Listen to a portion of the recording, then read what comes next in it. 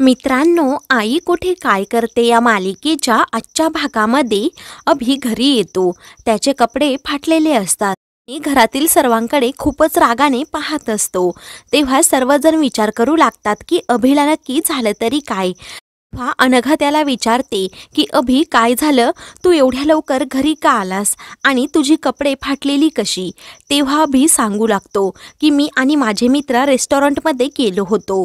तेथे आई आणि तिचा मित्र आला होता. ते दोघे खूप हसत खिदळत होते.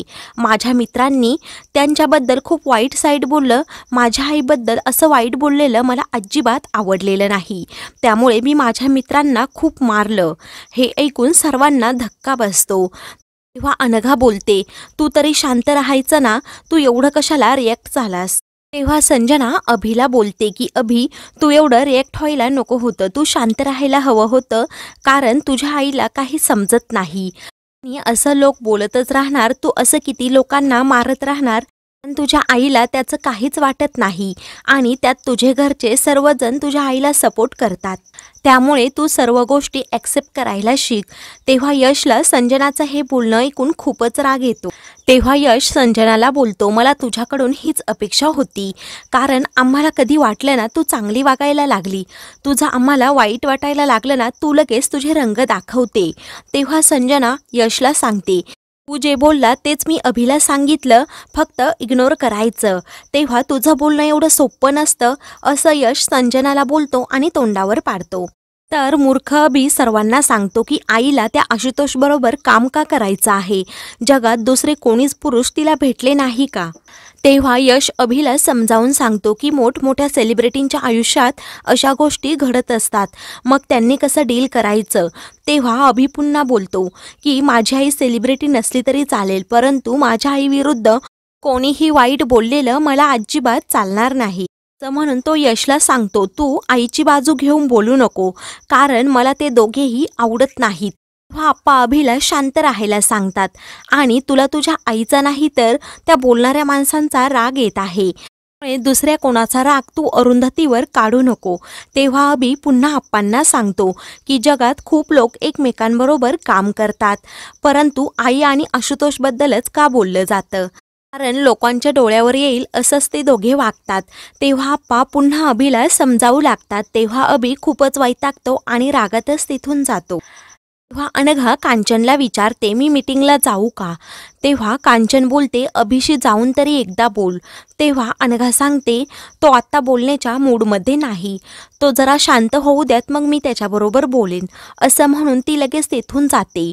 त्यावेळी संजना घडलेल्या गोष्टींचा विचार करून हसत असते. तेवढ्यातच यशचं लक्ष तिच्याकडे जातं. तेव्हा ती लगेच नजर चोरते आणि तेथून जाते. तेव्हा आगीत ते लोटून गेली असं यश चिडूनच बोलतो. तर कांचन आप्पांना सांगते, अरुंधतीने केळकरांबरोबर काम करावं ही माझी पण इच्छा आहे, परंतु असं हॉटेलमध्ये जाणं ते पटतं का. तेव्हा आप्पा सांगतात की अरुंधती तिचे स्वतंत्र निर्णय घेण्यासाठी एवढी मोठी आहे, ती काय आता लहान नाही आणि लोक काय बोलतील याकडे नेहमी दुर्लक्ष करायचं. तुला माझं म्हणणं पटतंय का. तेव्हा कांचन होकारार्थी मान हलवते. तेव्हा आप्पा तिची गंमत करतात आणि आज तुझी भविष्यवाणी पाहायलाच पाहिजे, कारण तू माझं एकाच वाक्यात ऐकलं. इकडे अरुंधती डोक्याला हात लावून बसलेली असते. अभिने रेस्टॉरंटमध्ये गोंधळ घातल्यामुळे तिला खूप टेन्शन आलेलं असतं. तेव्हा आशुतोष तिला समजावतो. त्यावर अरुंधती बोलते, मला नेहमी यशची काळजी वाटायची, परंतु आता यश शहाण्यासारखा वागतो आणि अभि वेड्यासारखा वागतो. त्याने फूटपट्टीसारखं आयुष्य जगलेलं आहे. डॉक्टर होताना किती खास्ता खाल्ले आहेत आणि आता तो वडिलांच्या पावलावर पाऊल ठेवून चालला आहे असं मला वाटतंय. त्यात त्या बिचाऱ्या अनघाची खूप घुसमट होते. पण अभिचा हा स्वभाव तिला अजिबात आवडत नसेल, परंतु ती तरी काय करणार, तिचा नाईलाज आहे. मोठ्या मुश्किलीने दोघांचं लग्न झालं आहे. त्यात त्या दोघांचे सुंदर आयुष्य जगण्याचे क्षण वाया जात आहे, हे अभिला कसं समजत नाही. तेव्हा आशुतोष सांगतो की अनघा आणि अभि दोघेही आता सुज्ञ आहेत, त्यांचं ते पाहून घेतील, तू एवढं टेन्शन घेऊ नको आणि तू चष्मा आजच बनवायला टाक. तेवढ्यातच नितीन तेथे येतो आणि त्या दोघांनाही गुड न्यूज सांगतो की वर्षाला डिस्चार्ज मिळाला आणि तिची आई पण पुढचे काही दिवस इकडे राहायला आली. तेव्हा आशुतोष आणि अरुंधती खूपच खुश होतात. तेव्हा नितीन पुन्हा अरुंधतीला सांगतो की आता तू डबा देण्याची गरज नाही. तेव्हा अरुंधती ठीक आहे असं बोलते. नितीन सांगतो खूप कामं पेंडिंग राहिली आहेत असं म्हणून तो अरुंधतीला सांगतो, तुझ्या ओळखीचे मध्यमवर्गीय कुटुंबातील कोणी असेल तर आम्हाला सांग. अशा लोकांना आम्ही योग्य दरात घरं मिळवून देतो. तेव्हा अरुंधती तुम्ही खूप लोकांचे आशीर्वाद घेता असं त्या दोघांना बोलते. तर नितीन म्युझिक स्कूलचा विषय काढतो. तेव्हा आशुतोष सांगतो ते काम ऑलमोस्ट होतच आलं आहे. आता ॲडमिशन लिस्ट पण आपल्याकडे आली आहे, त्यामुळे सर्व काम आता व्यवस्थित होणार. हा नितीन बोलतो आता कसा काम करण्यासाठी उत्साह आला. दुसरीकडे अभि आणि ईशा रूममध्ये बसलेली असतात. तेवढ्यातच यश तेथे येतो. तेव्हा अभि त्याला पाहून लगेच बाहेर जाऊ लागतो. यश अभिचा हात पकडतो आणि त्याला थांबवतो आणि तुला एवढा कसला राग आला आहे असं विचारतो. तेव्हा तुला ते कारण माहीतच आहे असं अभि बोलतो. तेव्हा आईने आनंदात राहावं अशी तुझी इच्छा नाही का असं यश पुन्हा त्याला विचारतो. तेव्हा आईने आनंदात नक्कीच राहावं, परंतु त्या परपुरुषाबरोबर नाही. मला तिला परपुरुषाबरोबर पाहिलेला अजिबात आवडत नाही. तेव्हा यश सांगतो ती त्याच्याबरोबर राहत नाही, फक्त काम करते. तेव्हा यश बोलतो मग आपल्या बाबांनी दुसऱ्या बाईबरोबर राहिलेलं तुला चालतं का? तेव्हा अभि चिडूनच तू माझ्याबरोबर का बोलायला आला असं यशला विचारतो.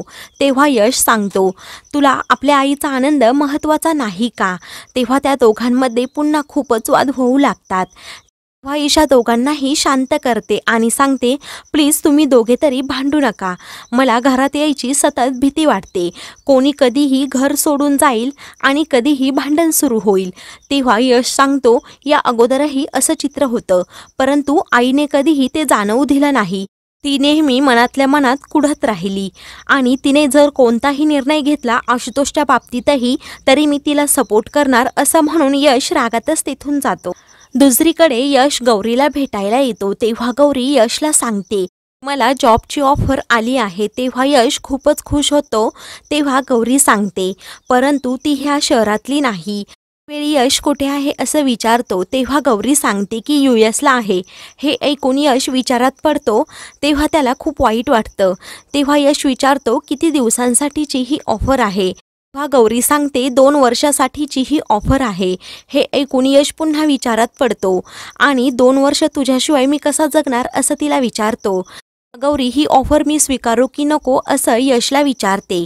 तेव्हा यश तिला ऑफर स्वीकारायला सांगतो आणि करिअरकडे फोकस करायला हवा असंही बोलतो. तेव्हा गौरी खूपच खुश होते.